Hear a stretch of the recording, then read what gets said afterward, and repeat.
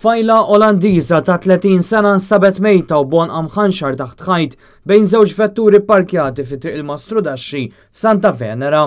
Is-sejba saret għal-ħabta ta' 26 tal-ġimgħa filgħodu bit-tfajla tiġi ċertifikata mejta fuq il-post.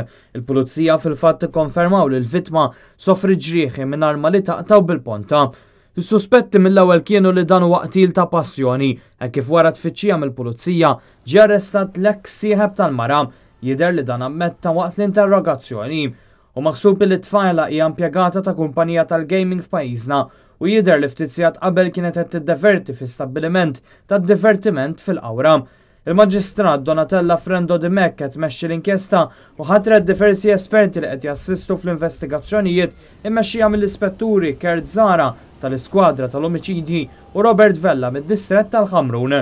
Fost oħrajn qed ikunu analizzati numru ta' filmati minn kameras tas-sigurtà li ġew elevati mill-pulizija hekk kif dawn is-sigħat se jkunu kruċjali fl-investigazzjonijiet relatati mad-delitt.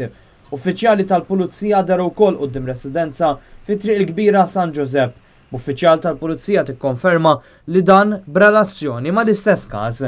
S'issa għadu mhux ċar jekk it-tfajla nqatlitx f'Santa Venera stess jew jekk ġiex trasportata minn post ieħor, għalkemm l-ewwel indikazzjonijiet huma li d-delitt seħħ band oħra.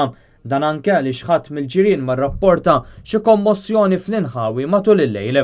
Is-sejba saret ftit metri bogħod fuq in-naħa ta' wara tal-iskola primarja ta' Santa Venera, propju fuq wara ta' din l-iskola li tifforma parti mill-kulleġġ ta' Santa Teresa. Dan huwa l-5 każ ta' omiċidju li kellna f'pajjiżna matul din is-sena.